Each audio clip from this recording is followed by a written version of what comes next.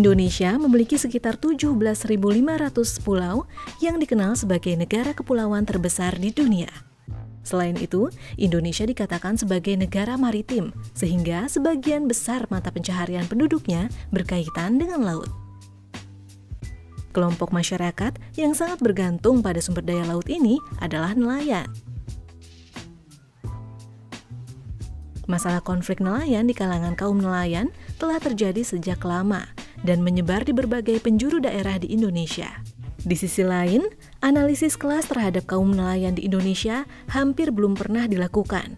Oleh karenanya, Guru Besar Sosiologi Pedesaan Fakultas Ekologi Manusia IPB University, Profesor Rilus Akinseng, melakukan penelitian mengenai konflik nelayan di Indonesia.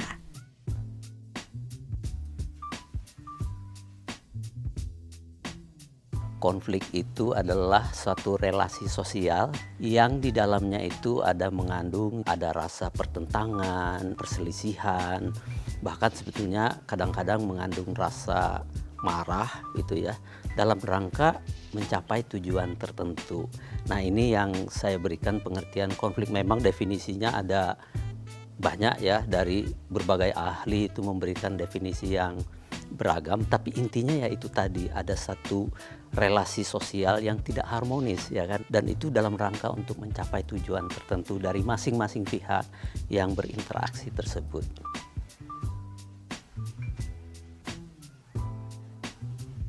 Sebetulnya ada beberapa jenis konflik nelayan ya.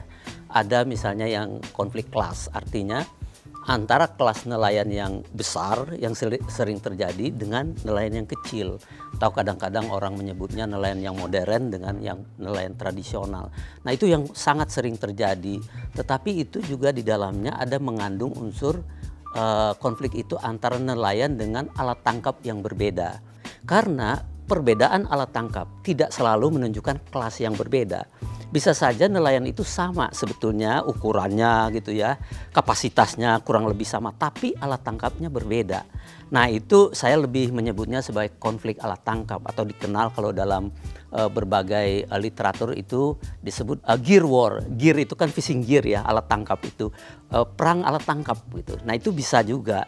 Jadi misalnya kalau dulu ya tahun 1980-an itu terkenal sekali banyak konflik antara yang dikenal dengan nelayan troll dengan nelayan tradisional. Nah, nelayan troll itu adalah nelayan yang menggunakan alat tangkap troll. Dan karena dia itu sangat besar, kemampuan menangkap ikannya sangat besar, nah nelayan kecil tuh kalah. Jadi ini yang sering memicu konflik-konflik di nelayan itu. Alat tangkap yang berbeda, kemudian juga mereka menangkap di wilayah tangkap yang sama, namanya fishing ground.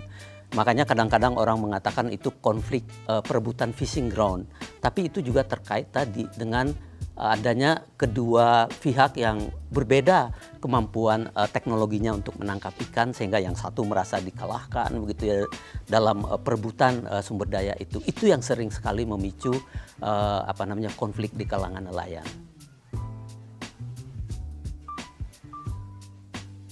Kalau kita menganalisis konflik ya, yang penting kita lakukan itu namanya pemetaan aktor. Jadi maksudnya pemetaan aktor itu kita akan memetakan, mengidentifikasi siapa saja aktor yang terlibat di dalam sebuah konflik.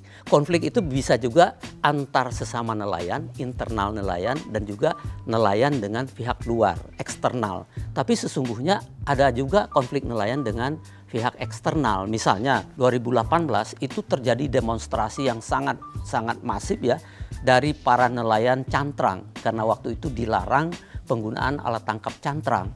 Nah, itu berarti aktornya adalah para nelayan cantrang khususnya dengan pihak pemerintah. Jadi konfliknya itu antara para nelayan cantrang dengan pihak pemerintah. Walaupun di dalam nelayan itu sendiri bukan hanya nelayan cantrang, ada juga sedikit, tapi dominannya untuk kasus itu adalah nelayan cantrang. Nah, kalau yang di Kalimantan Timur yang saya teliti itu misalnya, itu tadi antara nelayan persen dengan nelayan lokal. Lalu kemudian nelayan lokal itu sendiri tidak seragam juga. Ada namanya di sana itu nelayan pejala, ada nelayan pancing, kemudian ada juga istilah mereka itu nelayan pedogol. Nah, itu semua masuk kategori nelayan lokal. Itu berkonflik dengan nelayan luar yang menggunakan persen itu. Nah, sehingga kalau kita mengatakan siapa aktornya, yaitu tadi kalau segi nelayannya ya nelayan dengan berbagai jenis alat tangkap, tetapi juga tadi bisa dengan pihak luar. Kemudian yang pihak luar yang lain yang juga seringlah terjadi, misalnya adalah pihak perusahaan tambang.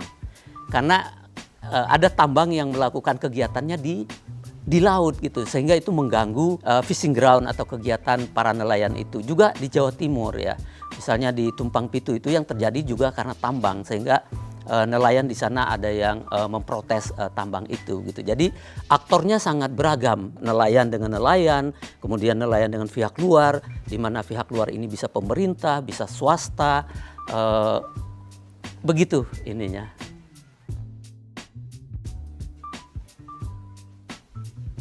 Secara umum, kelas di dalam nelayan itu terbentuk dengan lebih karena perkembangan teknologi penangkapan, sehingga muncul seperti tadi ada kelas nelayan troll, ada nelayan pursein, itu kan berbasis alat tangkap ya.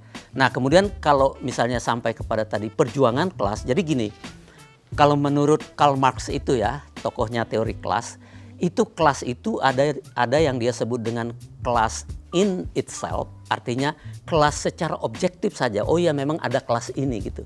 Lalu yang kedua adalah kelas for itself, artinya kelas yang sudah terlibat dalam perjuangan kepentingan kelas itu begitu. Nah kalau di nelayan itu contohnya ya, kalau ABK atau buruh nelayan itu mereka sejauh ini hanya sebatas kelas in itself, artinya sebagai sebuah kesatuan sosial, kelompok sosial yang objektif gitu, memang ada buruh nelayan. Tetapi mereka belum berubah menjadi kelompok yang melakukan perjuangan kelas. Justru yang sudah membentuk kelas itu sehingga melakukan perjuangan kelas itu justru adalah nelayan pemilik yang misalnya kayak tadi ya, nelayan cantrang gitu. Nah ini mereka membentuk satu kekuatan sosial lalu melakukan perlawanan, gerakan sosial dan perlawanan untuk memperjuangkan kepentingannya. Bahkan masuk ke dimensi politik gitu perjuangan mereka. Nah itu sudah menjadi, kalau bahasanya Marx tadi itu, terjadilah formasi kelas gitu ya. Nah justru uniknya di nelayan seperti itu. Kelas yang sudah berubah dari kelas in itself menjadi kelas for itself itu justru umumnya terbentuk di kalangan pemilik. Baik yang pemilik besar maupun yang pemilik yang nelayan kecil sebetulnya. Nah terbentuknya atau formasi ini kalau untuk menjadi kelas for itself itu tadi salah satunya memang didorong oleh kompetisi ya, dalam rangka ya kompetisi untuk menangkap ikan itu, sehingga ketika mereka berhadapan dengan kelompok lain lalu di situ terjadi perselisihan, nah itu akan membantu menguatnya formasi kelas tadi itu dalam arti kelas for itself.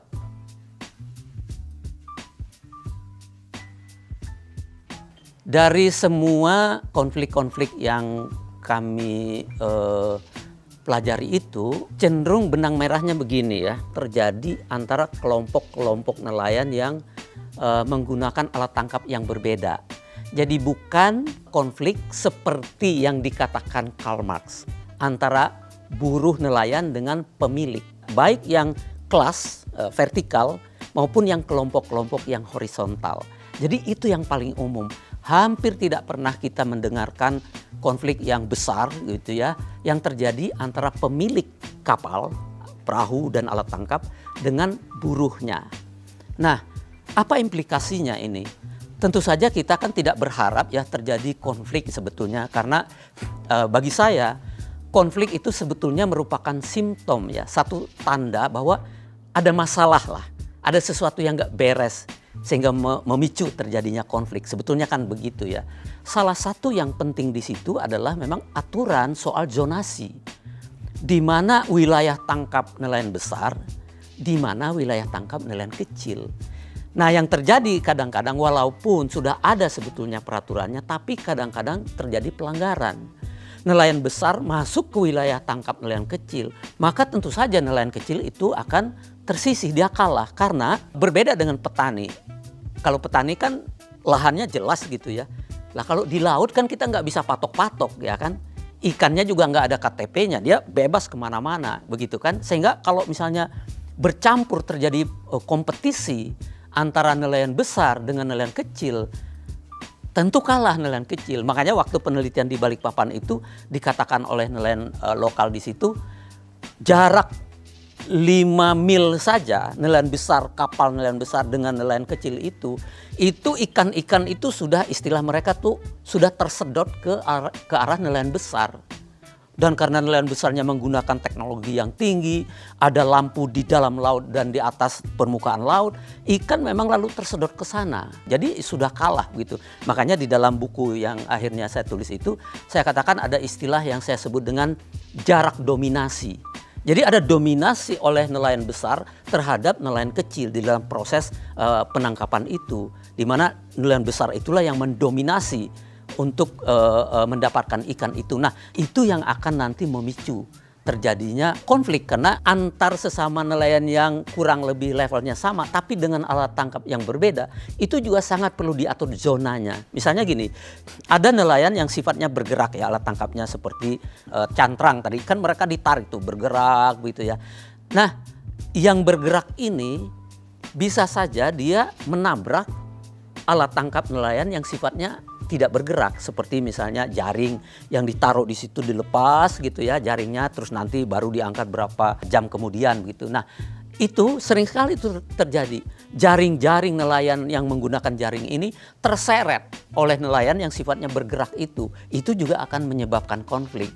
Jadi tidak harus selalu antara nelayan besar dan kecil, tapi juga antara nelayan menggunakan alat tangkap yang berbeda, khususnya alat tangkap yang sifatnya diam, stationary, dengan yang bergerak.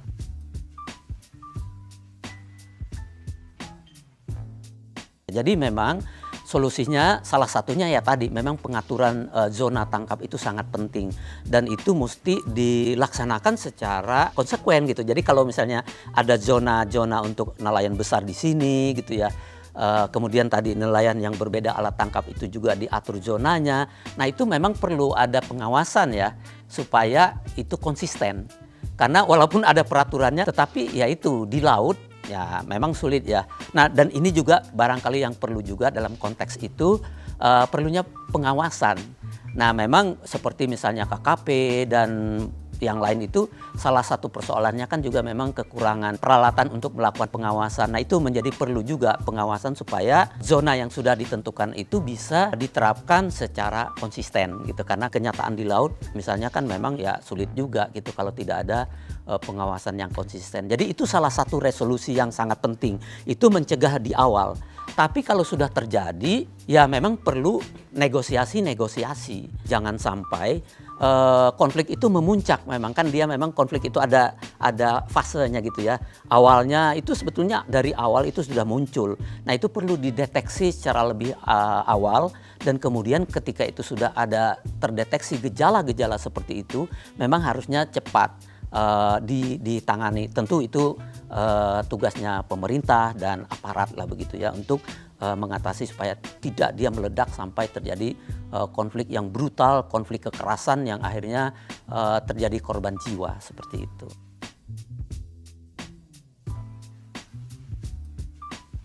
Sebenarnya ada beberapa hal yang bisa kita simpulkan.